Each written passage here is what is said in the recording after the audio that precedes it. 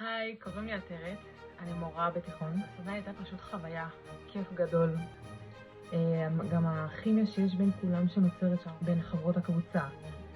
ופשוט רחל מביאה איתה מלא כיף ושמחה. וחיבור בין כולם, משהו כזה שמאחד.